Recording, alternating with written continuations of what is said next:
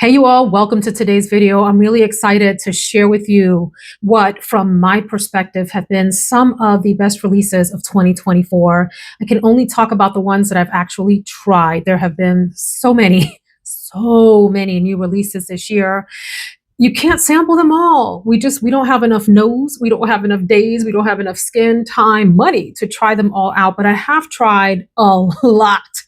I don't know what the number is, but it's definitely been somewhere in the dozens and dozens range. And so of that, I have picked 10 and one honorable mention of new in 2024. There were some at the end of 2023 that I so badly wanted to put in this video, but for the sake of having a cutoff, we're only talking about the calendar year 2024, ones that I've tried. I have 10 in an honorable mention, and I'm going to just jump right in with the honorable mention. I will say, by the way, I'm not going to pause to look up notes. I always say that, and then I end up pausing to look up notes. So forgive me if I do, but I'm just going to try to do this sort of off the top of my head, share with you what these smell like to me, the feelings that they evoke, and why I think they're so fabulous. And if you have others that you have tried this year, my only requirement is look it up and make sure it was something that was released onto the market in the United States. If you're abroad, that's fine too, so long as it's 2024 in this year, this calendar year from January 1 onward. So it's a mid-year sort of check-in on new releases, and maybe we'll do this again at the end of the year to talk about what the absolute top were for the entire year. So I'm going to kick off with House of Sillage, and this is an honorable mention because the actual fragrance itself was already out on the market, but the bottle was not. And so in that sense, it is new, and that is the Batman. Da-na-na-na-na-na-na, Batman. This is newly released in this beautiful packaging, and I shared this in a New Beauties video. I just love this. I love the House of Sillage cupcakes have captured me in a way that they just didn't before. It's one of those things, until you have them in hand, you're just not really understanding how beautiful they actually are. The ombre effect on the glass, the Swarovski crystals embedded into the caps, the attention to detail, like the name of the house and the name of the fragrance on the inside, that type of a thing. And they come in beautiful boxes as well if you'd like to gift these to someone. But the fragrance smells how the bottle looks. For me, this is a very sort of decadent, lovely, sexy evening fragrance. It would, for a lot of people, come across like, and it does for me too, Oud Bouquet from Lancôme. So think about that rose, oud, and something sweet. In Oud Bouquet, it's a praline note that gives it this sort of gourmand aspect. Oud Bouquet is a very heavy, dense, nuclear, thick fragrance. This is like Oud Bouquet light. Imagine that scent profile lightened up just enough to be wearable by many more people. Like Oud Bouquet, you have to be a bold lover of very strong fragrances to pull that one off. You don't have to be that into very heavy, thick fragrances to love this, because the consistency of this, the texture of it is a little bit thinner, but it is very long lasting, beautiful, dark, seductive, gorgeous, and really took me by surprise. I have both the original Batman bottle, the Batman is what it's called, the Batman. Where are you? The Batman. And then House of Sillage was kind enough to gift me this version, which I adore. I love them both, and I love looking at them on my shelf. So this is an honorable mention because it's a juice that was released before. I'm going to attempt to do these 10. I haven't done this in my notes, but from like, in the number 10 spot all the way to the number 1, let's see how that works out. And the reason that this one is in number 10 is because it just came through the door a couple of days ago. And so I haven't really had a chance to sit with it for a very long time and can't tell you about its performance, longevity, and all of that. Although I do have a good sense because I have worn this to bed twice now and was told by my husband that it is very strong. He likes it a lot, but it's very strong. And this is the new gorgeous Magnolia, Bare Magnolia from Victoria's Secret. The original Bare is now in my top 10, if I'm not mistaken. Love that fragrance, or maybe it's 11 or whatever. I don't remember where I ranked it, but amazing fragrance. And I do love the new Bare Rose, new-ish Bare Rose. I think it was released last year. And then this Bare Magnolia is the latest in the lineup. These bottles, first of all, are really lovely. The shape of them, the heft of them, the way they fit in your hands, the caps are nice. And the smell here, it does remind me a lot of the original Bare, and it has this lovely, almost like I was going to say candy, but that's not accurate, like a sweet floral, and not sweet in a gourmand direction. So don't get it twisted, friends. It's definitely a sweeter white floral. almost like it has pear. I don't know that it does or it doesn't. I haven't looked at the notes in a while, but think about just soft white florals in a very sort of bouquet scent with some sweetness and depth to it. It is a lovely, very nostalgic fragrance. It doesn't smell mature or vintagey. Well, some of y'all are going to find this mature, some of y'all, but for the vast majority of us, we're just going to think this is pleasant, very highly feminine, has this nice cocooning effect, and is mature and elegant in the sense that I wouldn't hesitate to wear this to a formal occasion like a wedding, and also would not mind wearing this day to day. It was a little heavy for bedtime, granted. My husband's comment was, it's nice, but it's a lot for bed. Mind you, I spray a lot when I go to bed, so maybe that's my bad. You know, bedtime fragrance, spritz, and you're good. Me, I'm like, a little bit on my robe too. The whole thing, a little bit behind my ears. So anyway, this is really fantastic. The one thing I will say about this is it keeps its composure. The times that I tried it, I would say 4, 5-ish hours.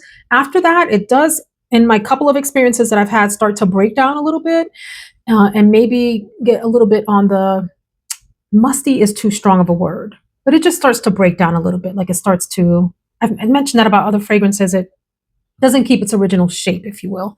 But that 4 or 5 hour experience is really glorious and just quite pretty, so feminine. So this reminds me somewhat of the new Chloe Luminous. That one has a more sort of vanillic, ambery-ish base to it. I get some of that in here, but this is more warm floral than anything else for me, with something in it that gives it some sweetness. I'm going to guess pear or something close to that without looking at the notes. Gorgeous. Absolutely gorgeous. Really, like on first sniff, I was like, oh, they hit it out of the park with this one. So perhaps in 9th place, and maybe for similar reasons, and another reason I'm going to share here in a minute, is the new Creme Brulee from Theodoros Kalotinis.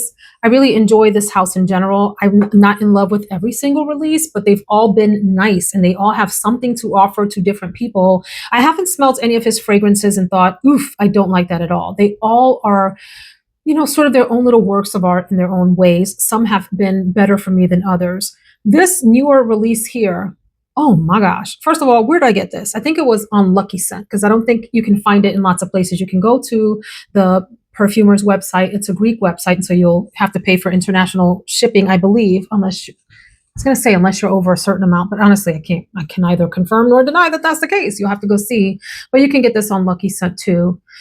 So the fragrance is, it is a gourmand bomb. So am I a gourmand lover? I just had like a little frog in my throat. Let me try that again. Am I a gourmand lover? I have some gourmand fragrances that I really, really enjoy. This is super strong as a gourmand, like perhaps sickeningly so for some people. My household, husband and children have been like, ooh, that is too sweet for me. They don't love it. So I'm giving it flowers for what it is. I'm giving it its flowers. It's gold medal for being a powerhouse gourmand fragrance that delivers and is beautiful in its own right. In terms of wearability, I'm going to have to play with this a little bit more, but I had to put it in here because it is so much of what it is that it is undeniably one of the most impressive releases of the year, especially of the ones that I have tried. And so what do we have? Ooh, like even smelling it, I'm like, whoa. Have you ever taken a bite of like the richest dessert? Imagine an incredibly thick, decadent tasting cheesecake. And there's so much of the ingredients, like it's a flavored cheesecake and there's so much of the flavor in it that you're like, whoa, that I need a couple of bites of that and then I need to step away. This is like that. Like if you have this or if you sample it, do yourself a favor and only spray a couple times because this is going to fill up the room quickly. I get very distinctly a combination of, think of like a caramel chew. And I forget what the candies are called, but they're soft. It's almost like a Laffy Taffy consistency, but it's caramel. You put it in your mouth and that starts to melt. And it's like an explosion of sweet caramel flavor in your mouth. Add in a little hint of toffee, like a drop of toffee, and maybe a couple of drops of butterscotch. So think of the ratio like this, like 4 parts caramel, 2 parts butterscotch, 1 dash of toffee. And that's the flavor that this smells like to me. Wow. So it's supposed to be mostly a coconut fragrance. And I guess creme brulee. That's the title would have you believe. Yes, all of those things too, but mostly like a caramel top, I don't know, caramel butterscotch toffee combination for me. There is the coconut that's here, and I can say this confidently because I just cooked an Indian chicken dish last night. Cut up my chicken. I had my chicken korma. Do you like korma sauce? Oh, I freaking love korma sauce. I made my jasmine rice with the cardamom seed. You gotta make it with the cardamom seeds in the rice cooker. If you haven't done that yet, you're missing out. So I put the korma sauce in the pot with the chicken. And then at the end, I opened up cream of coconut, a can of cream of coconut. And you know, it has that thickness at the top, the thickness, the darkness, the thickness at the top. Very thick layer of coconut cream, almost like a coconut butter. And then underneath that is the liquid because that's how it's like settled in the can. Do I have stuff on my teeth? Do I have lipstick? Okay. It's like that stuff at the top. That's the kind of sweet, overly sweet, thick coconut that you get in here. I don't know why this is being billed as a summer fragrance. It's not summery to me at all. This is like fall, winter, gourmand, heavy hitter. It's a heavy hitter. I might wear it this summer. Because you know, we're crazy like that. But friends, this is a strong gourmand bomb of a fragrance. If you are a gourmand lover, you must get your nose on it. Fantastic in that sense. I'm gonna have to be careful when I wear this because I've already been told in the house, my people in my house, that's a little much for me. Creme Brulee, fantastic. This perfumer knocks it out of the park most of the time, In the number 8 slot, number 8. The new Acqua de Gioia Intense. I didn't even know that this was out. If you remember when I talked about it in the video, I forget what it was. I don't know if it was a monthly awards or a new beauties video. And the difference between this, I've had a chance to think about this now, and the original is this is, shocker, it's more intense. It's deeper, it's stronger. It has a little bit more citrus and sharpness to it than the original one does. So you do need to be a citrus lover and like a tart fruit lover. This is giving me, the more that I try this, it's giving me like a sharp green apple, like the crispness of a green apple, like a Granny Smith type of apple with lemon. There's other citruses. There's an aquatic nature to this. There's even some like maybe salty marine-ish notes. So it's like the original, just super amped up, very strong fragrance. Another one that you only need a few spritzes of, or you are going to overwhelm yourself and people in the room and maybe give yourself a headache because it's super duper strong. But a beautiful one for summer. I love the intensity of the color of this bottle. The original is the same color, except like almost like a pastel version of this. This is intense aquatic colors here, almost like an aquarium of fragrance. And I think the cap on this is a little bit darker than the original too. This is a fabulous citrus, aquatic. I think there's some woody tones in here as well, but think green apple and heavy citrus. And not like a mandarin citrus. I think lemon and maybe even something in like a grapefruity direction. It's nice. It's zingy. It's bright. It's fresh. It's also like a sophisticated summer freshie. This is a big win in my opinion. So this is coming in the, did I say 8? Yeah, number 8 slot. In the number 7 slot, maybe this was the number 8 and Acqua di Gioia Intense is the number 7. This is all arbitrary, friends. I only had a chance to sample this, but I really want a bottle. And I'm not even sure how to pronounce it. It's from Fragrance du Bois. Is it Serene? Sirene? Serena? Serene? I have no idea. It's spelled in English like siren. No, it's not. That's a lie. It says an E on the end, like Serene. Anyhow, I like the bottle. It has pink on it and these pink crystals. And I'm having a pink moment. You know, I'm just like in a pink era of my life. So things that are pink are attractive to me. And the bottle caught my eye. And I resisted trying it for a long time because it's expensive. This bottle retails for what, close to, is it $3.50 something? You know, that's not nothing. That's a good chunk of change. And I thought, let me wait till this thing goes on sale before I try it and probably fall in love with it. Well, I made the mistake of ordering a sample. And why did I do that? Because I loved it immediately. I was like, oh, this is even better than I thought. The reason, well, there's 2 reasons that I'm hesitating to purchase it. Let me pause. It's gorgeous. So let me just say that. You have to enjoy fragrances that are in the Batman direction, like your Oud Bouquet types. It's not like Oud Bouquet, but it has that level of intensity to it. And it kind of has a Middle Eastern flair in that it comes across very woody, oody, and maybe ambery. When it opens, it has this super duper alluring, sexy cherry. It's like a femme fatale cherry. So that's reason number 1 that I hesitated, because I'm a lost cherry girl. I've loved my Lost Cherry for a while. It's reigned supreme as the top cherry fragrance in my collection, despite its poor longevity and all the hate that it gets out there because it's so expensive. I hear you, it is. It's insanely expensive. And I recently picked up French Defense from Mind Games, which is this gorgeous cherry amber fragrance. Serene is similar to that. That one, French Defense, if I'm not mistaken, has a little bit of booziness to it, if I remember, and is maybe a little bit more masculine. Serene, it leans more feminine, but with a Middle Eastern flair. So for those of y'all that are like afraid of deep woods and you're afraid of oudiness, you're not going to like this. You're going to think it's masculine. To me, it was like seduction in a bottle. I was like, oh my God, I might need this in my collection. My husband loved it. He kept sniffing this little blotter here going, ooh, that smells good. This would be a beautiful date night fragrance, particularly for the heavier winter months, fall and winter and early spring, maybe all year round if you're adventurous, but it's gorgeous. And I love the pink bottle. So that's my number 7 slot. Big thumbs up, and it lasts and lasts and lasts and lasts. Beautiful. I'm gonna need it to go on sale though. Anybody know where I can find it on sale? And no, I don't want to buy. Do I want to buy a little bottle? Maybe I'll buy a little bottle. We'll see. Anyway, maybe I'll just do like a travel spray of that or not, because I have those other cherry fragrances. So those are 2 reasons I'm hesitating. It's not on sale yet. And do I need another cherry? Nobody needs any other new perfumes. Like, let's be clear. But this is gorgeous. I really am interested in it. In the number 6 slot, this one has been controversial. People hated it or loved it. I was on the love side, and this is Miss Dior Parfum 2024 version. Ooh. This one has a beautiful projection and sillage and really nice longevity. Some people felt like this was a little too heavy on the patchouli for them. I happen to like patchouli. I don't, love patchouli bombs. Once upon a time I did. I've kind of outgrown my earthy patchouli. I shouldn't say outgrown. That makes it seem like there's something childish about it. And there's not. I'm not in my earthy patchouli phase, but I will probably vacillate back in that direction at some point over the next 10 years. I'm just not, in that space right now, but I like patchouli. So on the website for Dior, they highlight sparkling mandarin. So a little bit of citrus in this fragrance, jasmine as a main floral note. And then it also highlights strawberries, peaches, apricot. So some fruitiness. I can't say I pick up strawberry and all of that in the fragrance. In the base, there's ambery, woods, and patchouli. Cedar. What else is up in here? Well, that's what they got on there. Cedar and patchouli. There is a woody base to this. Yes, there's some hints of patchouli here. I don't find the patchouli to be very strong. However, I have a high tolerance for patchouli, to be fair.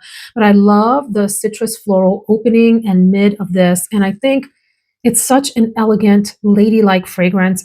It makes me feel like I have my whole life together when I spritz this on. And when I've worn this out, the few times that I go out, y'all know about that, people have enjoyed this on me. This is really beautiful. It's like classic femininity in a bottle. Gorgeous, crisp florals. The florals in here are bright and crisp.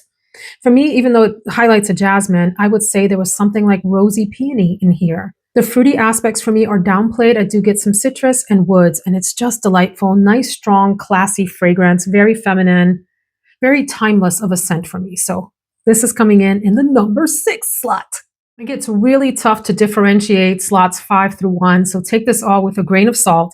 But for the sake of the video, the show must go on, and we have to put in the number 5 slot, Tilia. I don't know if that's how you say it, or if it's Tilia, which is linden blossom, okay? Marc-Antoine Barrois, and I do have just a little bottle. That's really all you need, and this is mega expensive. This 30 ml, 1 ounce bottle is like $160. Oh my God. Worth it, friends. This is beautiful if you like aldehydic, sunshiny, bright fragrances. It smells like fresh laundry off of the line with lemonade, with some other citruses. Oh my gosh, it smells like a dryer sheet with happy citrus sprinkled on top, left out in the sun to dry and get golden ambery. Oh my God, so good, so happy. The magic here is in the dry down. You may, when you first spray this on, feel like you have doused yourself in Febreze. And while we may like the scent of Febreze, try that again, take 2. And while we may like, let me try that again, take 3. While we may like the scent of Febreze in the air, occasionally, no one wants to smell like Febreze, but make it through the opening phase of like the first 15 minutes or so. For me, it was like between 15 minutes and 30 minutes that the magic of this started to really come through. And it's like sunshine on your skin. You still get that laundry-esque feeling with that citrus, with just like this bright, almost like sunshiny. Like I said, it's like a golden scent on your skin. And it's so good and it's so deep and it's so long lasting. This is a powerhouse of a fragrance. You're only going to need a couple of sprays to get probably through most of your workday with this scent. So this is number 5. Let me not go on to number 4 without saying, because I keep forgetting about this, the Tilia, whatever, however you say this, it also has this sort of like toasted rice note. Does anyone else pick that up? It's somewhere in the mid to the dry down that comes out like ever so lightly. And I think some people are bothered by that. So keep that in mind if that sounds gross to you. It's very faint and very light. And it's mostly like that laundry, citrus, golden type of thing that comes through for me. Even some florals in there, but the florals they take a backseat to me to like that aldehydic nature of this. Okay. In the number 4 slot, debatable, maybe this goes higher up the list, but I really do like this fragrance, is Flowerbomb Tigerlily from Viktor and Rolf. I got the small one. Isn't this cute? It's like a little grenade. Imagine. You got a fragrance bomb. It's supposed to have mango and coconut, and I forget the other notes, some florals. It's got like the Flowerbomb base to it. So think about florals, and that one has patchouli and tea, and I forget what else. But yeah, it's got like that Flowerbomb base with a really sort of light, friendly coconut. It's not the coconut in Creme Brulee. This is like a cream bomb here. I cannot emphasize that enough. This one is a soft, delicate coconut, and the mango is a perfumey mango. It's not realistic to me. It's not like a fresh, ripe mango scent. It is a perfume interpretation of mango, which I like. This is a very pretty, nice, tropical fragrance, and it makes me happy to wear it, and I think it's pretty, and it's liked in this house, so this is in my number 4 slot.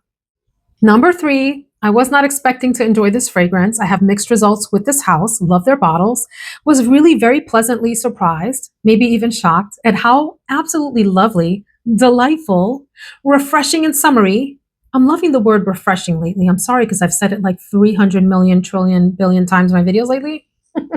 From Ellis, Brooklyn, and this is Miami Nectar. I mean, talk about knocking it out of the park with the color that looks like a pool. How pretty is that?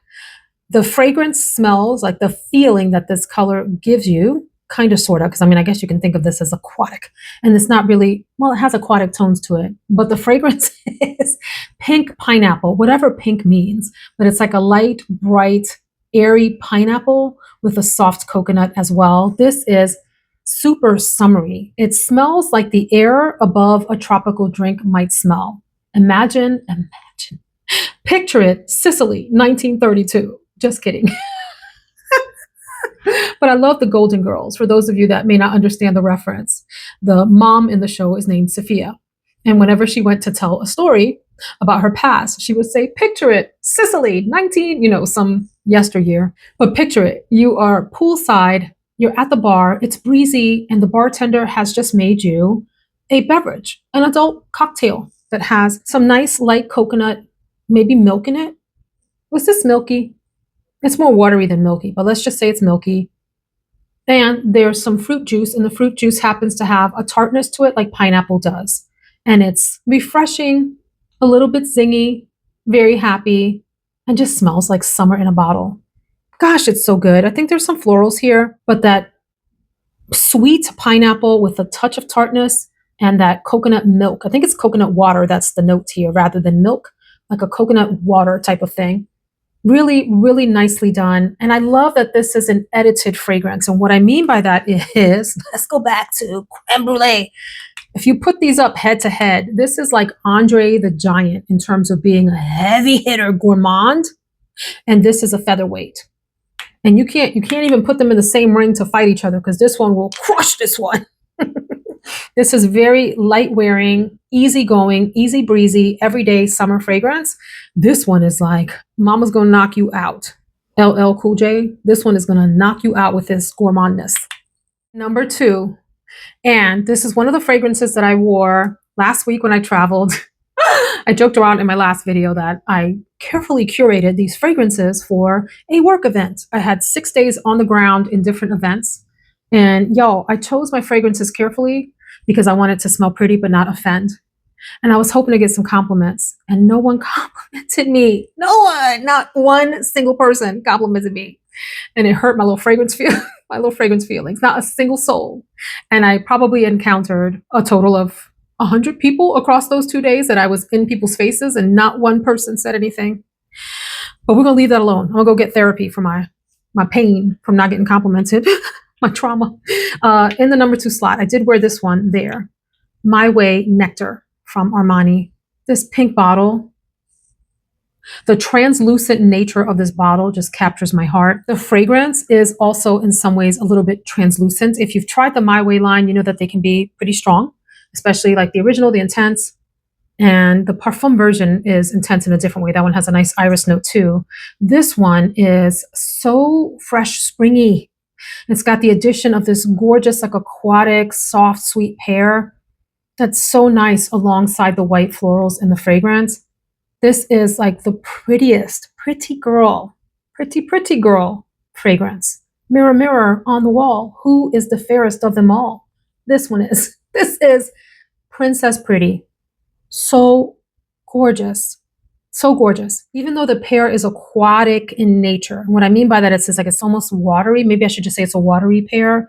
There's enough sweetness to it, enough density to it to give this fragrance substance alongside the gorgeous florals. I haven't looked at the notes in a while. I don't remember if there's a rose in the fragrance, but I would say it's like tuberose and rose together.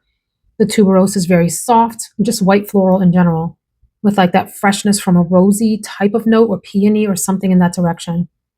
Oh my gosh, I just adore this.